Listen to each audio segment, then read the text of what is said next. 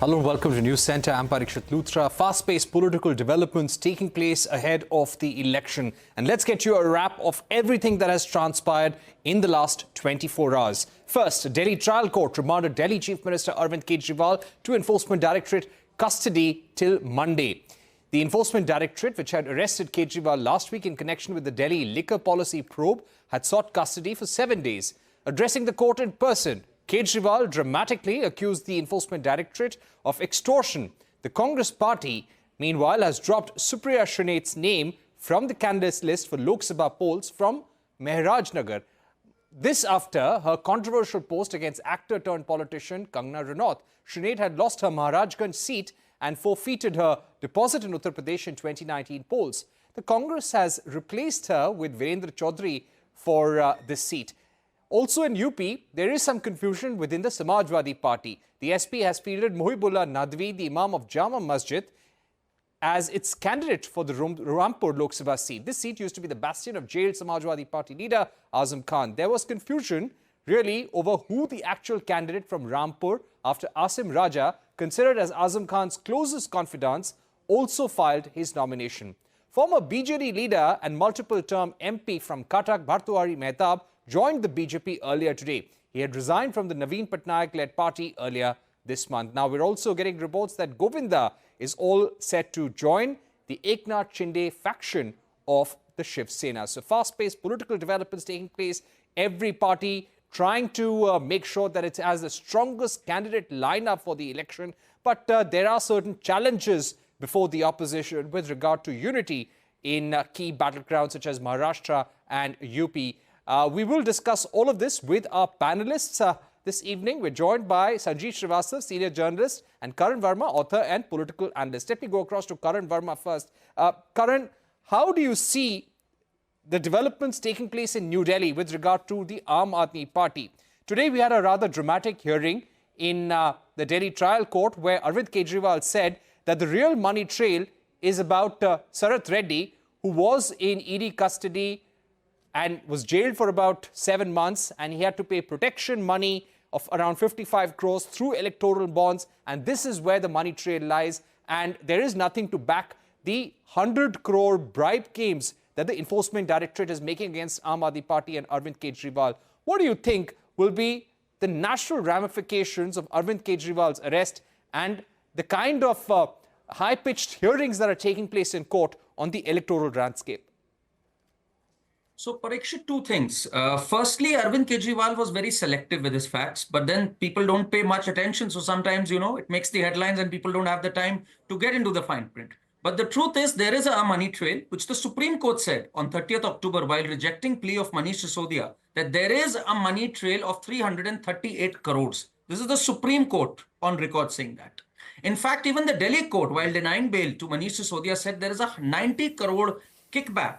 And that has been established, which is why Manish Sisodia's plea was rejected. The thing that Arvind Kejriwal is referring to regarding Sarath Reddy, he doesn't make the distinction between an individual and a company.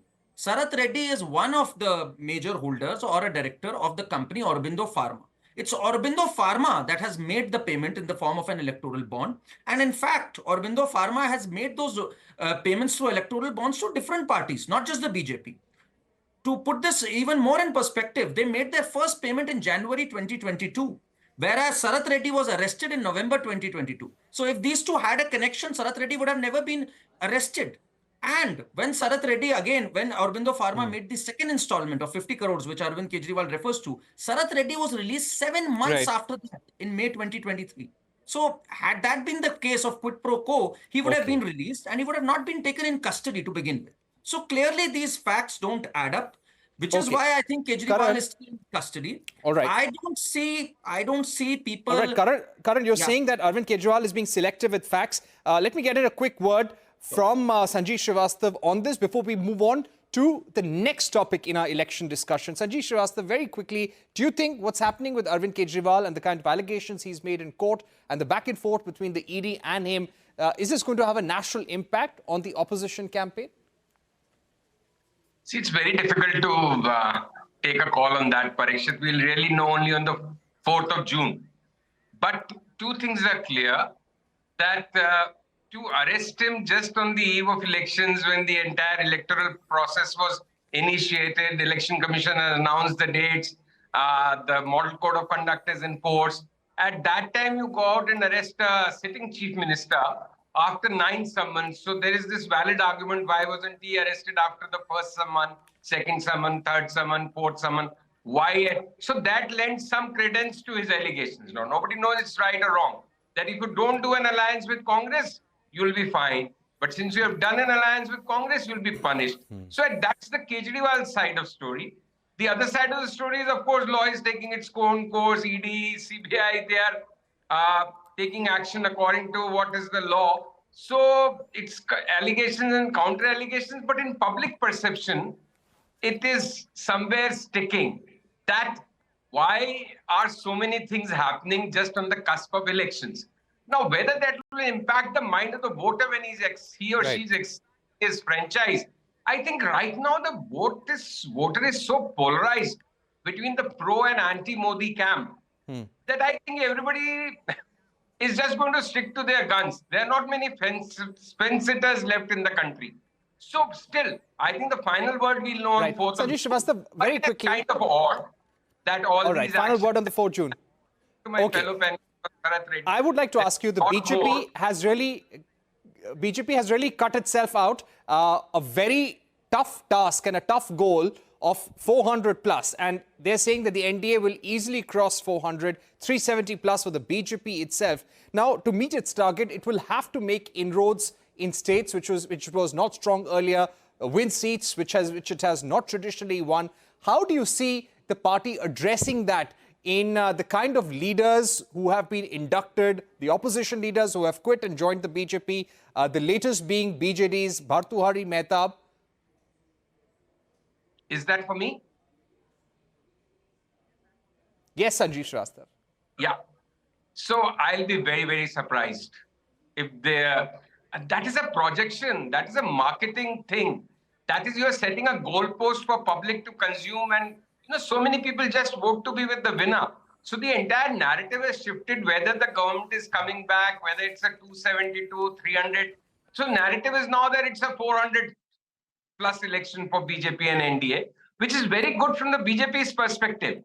But that's the kind of, that's more to enthuse workers, and maybe they know something which I don't know or we don't know. But I think the goal is very far-fetched, because I don't think BJP is making inroads in areas where it has not shown substantial progress on the ground in the last couple of elections. And what if it actually loses where it peaked out and maxed in 2014 and 2019? The only silver lining for them is, I think UP is one state where the BJP can improve its tally and is likely to improve its tally because of the fragmented opposition. But other than that, I don't think how can they make up for the losses they are going to incur at some other places. So UP and maybe a few extra seats in Bengal. All right. Other than that, I think it's all so much for public consumption only. Okay, Karan Verma, whenever we have an election, we do see celebrities and big faces joining political parties. We've seen with Arun Govil, with the BJP, now the latest that we're hearing, and we also, of course, heard about Kangana Ranaut from Mandi. Now we have Govinda joining the Eknath Shinde faction of the Shiv Sena. The politics in Maharashtra is seeing cracks currently, especially when it comes to the Maha Vikas Aghadi. Shiv Sena the Uddhav Thackeray faction has gone ahead and unilaterally announced 17 seats. Who do you think is stronger at this moment within Maharashtra? And just throw some light on the entry of Govinda into the Shiv Sena Eknath Shinde faction. So one can clearly see the cracks, Parikshit, within the Maha Vikas Aghadi. I mean, Shiv Sena going ahead and announcing the 17 seats when there were discussions already on the 3 seats, which included Sangli and the 2 seats in Mumbai. The pictures of Govinda joining Eknath Shinde faction is on air right now, Karan. Yeah. Absolutely, absolutely. And we all remember that he defeated Ram Nayak, who was absolutely invincible from his constituency some years back. So, of course, he has that mass appeal. Of course, he can cut ice with the electorate. So I think it's, if anything, it gives them stronger feet in that constituency from a standpoint of the celebrity bringing popularity. But I think even besides this, BJP, Shiv Sena and Ajit Pawar faction, they are very strong. They are to announce their tally today, I believe, the Mahayuti alliance, which they've called. And on the other side, you look at Sanjay Nirupam, he's given them an ultimatum that he'll only wait for 1 week. And he's even said that the candidate from the northwestern Mumbai faces serious charges, serious corruption charges. He's called him Khichdi Chor and all these jibes. So they are, of course, falling apart. In fact, Balasaheb Thorat, who has been leading the negotiation with Shiv Sena, he has said that we are getting a rough deal. On the other hand, we see pictures right now of Govinda entering. They look a united group as far as BJP and Eknath Shinde and Ajit Pawar are concerned. So they look a happy lot. 28 seats is what I hear the BJP is going to get, and 14 and 4. That is how they are planning to distribute. So I think they are coming together at the right time, and it's all pretty much falling apart for the Mahavikas Aghadi. Congress, a lot of people are just not happy with the way Shiv Sena went ahead with the 3 seats, Sangli and the 2 seats in Mumbai. All right, you can see Govinda there joining the Shiv Sena. Those pictures there on your screens. They are going to address a joint press conference in a short while. Sanjeev Srivastava, final questions to you. Maharashtra is the next important state after Uttar Pradesh. How does the politics there look like? Do you feel that the BJP and the NDA alliance is stronger at this stage than the opposition? So I don't know. We'll know on 4th of June, which is the real NCP. Is it the Ajit Pawar one or Sharad Pawar one? Which is the real Shiv Sena? Is the Shinde one or Uddhav Thackeray one? Which is the real Govinda? Is he the one who contested and won from a Congress ticket and, just like my esteemed fellow panelist just said, defeated the invincible Ram Nayak? Will he really repeat that score, or will he bite the dust? So it's much on the mood of the people. So the Khichdi Chor, whom somebody is suddenly finding merit in Sanjay Nirupam being a great mass leader. So his constituency has gone to the Shiv Sena, or he is being denied ticket. He has given an ultimatum. So a lot of BJP MPs have crossed over across the country. I'm speaking from Jaipur and Churu. The BJP MP who was denied ticket has joined Congress, is now contesting with the Congress party symbol. So ultimately, the Khichdi Chor has been given ED notice in 1 hour of his name being announced. So that's how much of a election we are having. And the BJP was so confident of getting 400. Why would it, bring out Govinda type with its allied party out of and dust? So who was virtually in the background, not really in that public space. So I still think the BJP looks a clear winner. Right. But all this hype of 350, 400 is nothing more than just hype.